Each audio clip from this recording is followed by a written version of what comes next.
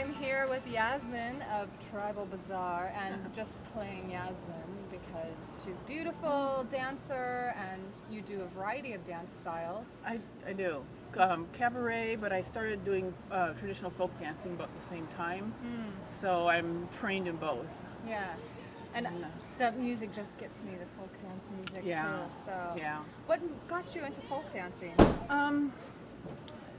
I guess probably the music. I was already belly dancing for about 4 years, but I kind of grew up with the music and I wanted to learn the dances that went with it. And being in Southern California, there's so many ethnic festivals that you can go to and so many folk dance groups that, you know, it was just easy to find. And my mom was she was a traditional music fan and started going to a lot of the early music festivals, and so, you know, she kind of specialized more in Celtic music, so actually I would go with her, but they would always offer international folk dancing, so I kind of started just watching and then just going and joining the classes, and then finding that it really dovetailed in with Middle Eastern dance really easily, so learned both of them. Yeah. What do you like about the folk dancing versus belly dancing?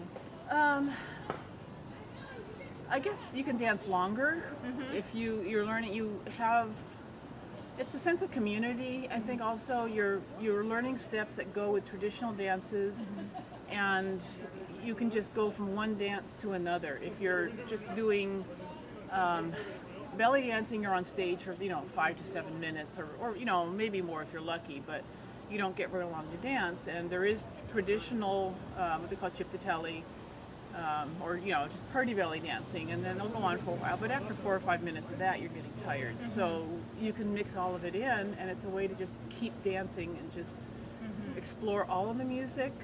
And cross training, you learn a lot more body awareness, you learn the footwork that would go with it, and it's not just learning one element of the native dance, but learning everything that the village would do. And you start realizing that they really work off each other. It doesn't just spring out of nothing. A lot of the Middle Eastern solo dances are related to the Middle Eastern line dances. Okay. So it was just kind of, it was just fun doing both. Yeah, I know. I love it. So it's been fun to do circle dancing with you as well. Yeah. Today you danced with a serpent, a boa constrictor. Boa constrictor. Boa constrictor.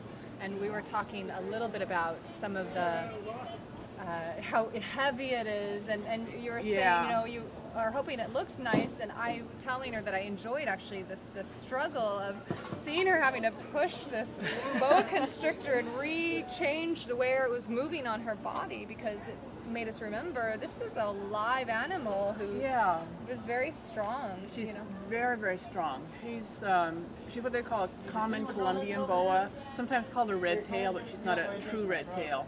She's about 6 years old, and I haven't measured or weighed her, but she's probably about 9 feet long and a good 35, some people have estimated 40 pounds. She's really, really solid, very muscular. When you're dancing with a snake, you have to dance with the animal and remember it's an animal. It's not a prop that you just take out of a basket, throw around your neck, and spin around. Right. So you have to think in advance. And also I was dancing to live music to a band. I've never danced with them before. They didn't know me, I didn't know them. So it's like an added layer of like what's going to happen next. Yeah. But with the snake, if I want to do lower body things, I have to have her up, and if I either have to hold her or I have to position her so that she's not either locking onto me, but also I don't want to be putting her here and having her go around and around and around. You can't really do fast spins with a snake. I mean, I just prefer not to. I've seen people do it, but I prefer to remember that's a live animal that I'm holding. Yeah. So I'm always shifting her and trying to basically dance around her. If she's up here, I'll move down here. Yeah. If she's on my hips, I can do upper body and arms, and of course she's curious, so she's exploring things. She can't hear the music. They don't have ears, but they can smell, they can see somewhat. So the live music or any music isn't going to bother them or scare them, and she's acclimated. I take her out so she knows where she is, and she's not she's not going to clamp up because she's frightened, but more likely she's going to want to go exploring. So when she's heading over here, I have to bring my arm up and make it look like we meant to do that. Yeah. And It's a whole it's different just- kind of partner dancing. It is, and if you've tried dancing with suddenly, 40 pounds in a different place, your balance gets thrown very easily, so you're getting up, and it's just sheer muscle strength to make it look graceful. Yeah. Like I mentioned, it's like if people come up and they say, "Oh, it looked really good," it's like, "Oh, good," Yeah, because it did. to me it feels like I'm wrestling a giant snake, because I'm not conscious of what I'm doing in the music, and I'm conscious really of what the snake is doing. It's a whole interesting thing to be such an improv, such in the music, not even just listening to this band. I don't know what they're gonna do. I don't, completely unfamiliar. But then letting the serpent as well kind of lead your movement. Yeah, because I'm trying to be artistic. I'm trying to follow the music and dance with, a snake that's doing her own little thing. Yeah. But- Did you have snakes before you started dancing? Belly dance? I did. I had a lot of snakes as a kid. I love snakes. I was kind of snakeless for a little while, and then, in the early 90s, I ended up getting another small ball python, which I still have. He's heading towards 30 now, I think. He's getting on in years, but he's doing fine. But yeah, Any other just, animals?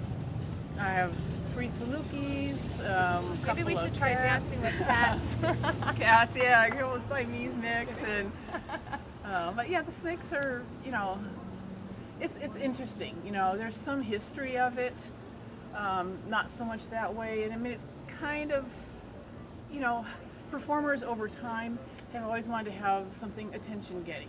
So there isn't necessarily traditional snake dancing. It might be part of a religious ritual of some kind, but then also, again, it was a marketplace piece. Yeah. People would either do something with snakes. If you're doing dancing at Ren fairs, snake dancers were extremely popular in the 60s. It was just part of that whole circus, the circus Right, animal, right. and came from the whole tradition of the snake Sideshow. charmer, the sideshow snake charmers. You had the girl with, usually either a giant Burmese python or a bunch of little snakes, and there was really quite a lot of them. A lot of them are really well known for like a whole, circus memorabilia. There'll be all Yeah. these, cards of people. Just basically, you have a girl and a big snake, and Yeah. so it's. Did your mom dance also? No, she didn't. She is a singer and a Okay. musician. Yeah. Did you play any instruments? No, I tried. I just, not much of a talker. I don't sing well. I tried instruments, but it just didn't take with me. Yeah. But I just decided, I wanted to dance, and it just felt more. I feel like my body's an instrument, and that's my way of interpreting music. But oddly enough, my daughter is a singer, and Okay. she's taking guitar, so I think it skips a generation. Yeah. Yeah. You also own Tribal Bazaar. How did you Yeah. end up going into that venture? I started off actually as a fine artist. I studied printmaking, painting. From the painting, I went into textile art, spinning, weaving, basically from fiber, dyeing it, making cloth out of it, making yarn out of it. And then went into silk painting, and then from there costuming, because I've always loved traditional textiles. When you're studying textile design, you get a lot of, inspiration from old traditional fabrics. And then when I started belly dancing, I thought, well, I have all this stuff at my fingertips, including a dealer in Afghani jewelry.